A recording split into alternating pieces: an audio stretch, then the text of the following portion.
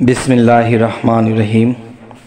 हे समस्त जगतबासी, हे समस्त मुसल्लिगण, परहेजगारगण, आपनादेर सामने आज के एक आलोचना निये आसलाम।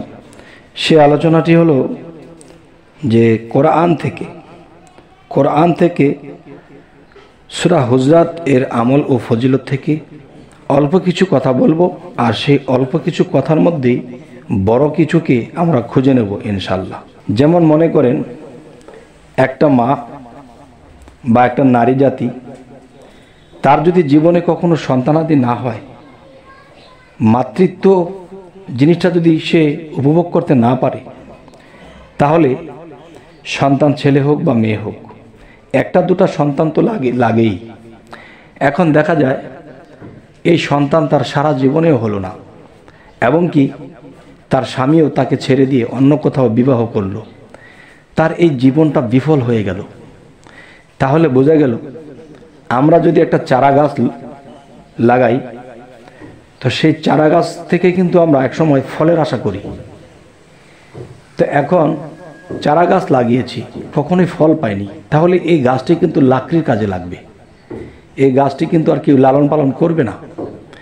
তাই বলবো কি, একজন মানুষ যখন, একটা নারী লোক যখন সন্তান ভূমিষ্ঠ করতে পারে না, এবং দেখা গেছে অনেক কষ্ট অনেক সাধনার পরে একটা সন্তান হলো, কিন্তু দেখা গেছে যে মায়ের দুগ্ধের অভাবে সে সন্তানটি মারা গেছে, সন্তান হয়েছে দুগ্ধ নামেনি, আর সে দুগ্ধ সে বাচ্চা খেতে পারেনি, বিভিন্ন কিছু খাওয়ানোর কারণে বাচ্চাটা মারা গেছে, এরকম হলো। তাহলে মানুষের জীবনে কী ধরনের বিপদ আপদ, কী ধরনের সমস্যার সমাধান পাচ্ছে না, না পাওয়ার কারণে আজ এই ঘটনাগুলো ঘটে থাকে।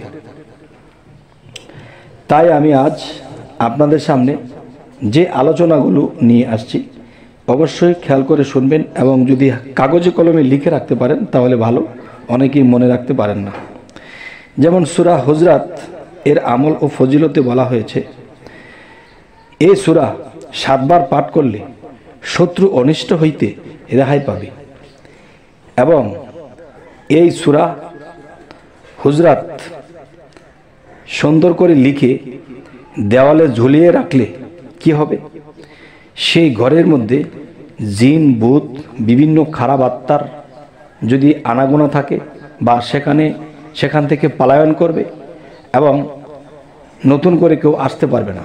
আর দেখেন, জিন ভূত বা খারাপ আত্মা যে বিষয়টা অবশ্যই আছে, তো এগুলো কি করে, কোনো গর্ভবতী মায়েকে নষ্ট করে, সন্তান হতে দেয় না। আচ্ছা, যদিও হয় সেই সন্তানটি টিকিয়ে রাখতে পারে না, এরকম কোনো সমস্যা পড়ে থাকতে হয়, তখন সূরা হুজরাত লিখিয়া দেওয়ালে ঝুলিয়ে রাখলে ওই জিন ভূত এবং খারাপ আত্মা থেকে রক্ষা পাওয়া যায়।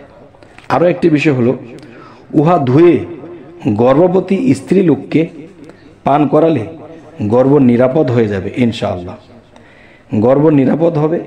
এবং দেখা গেছে যে জন্মের পরে দেখা যায় স্তনে দুধ থাকে না, না থাকার কারণে কি হয়, সেই বাচ্চাটি দুধের অভাবে মারা যায় বা পুষ্টিহীনতায় তার জীবন কাটে। তাই বলবো কি, এই সূরাটি লিখে ধুয়ে যদি পান করা হয়, তাহলে দেখা যায় যে বাচ্চা অতিরিক্ত দুগ্ধ পাবে।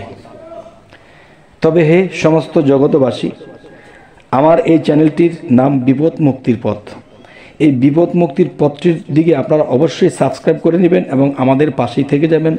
আমরা পরবর্তীতে ভালো ভালো কিছু ভিডিও দেব, যেমন আরও কিছু ভিডিও দেব সূরা কাহাফ থেকে, আরও কিছু ভিডিও দেব সূরা জারিয়াত থেকে, আরও কিছু ভিডিও দেব সূরা নাজম থেকে, আরও কিছু দেব সূরা কামার থেকে। তো এই বিভিন্ন সূরা থেকে আল্লাহর গুণ ক্ষমতা, আমাদের বিপদ আপদ, আমাদের জীবন পরিচালনা, আমাদের সুযোগ সুবিধার জন্য আমরা এই সূরার যে গুণ ক্ষমতাগুলো বলে আপনাদের সামনে উপস্থিত করব।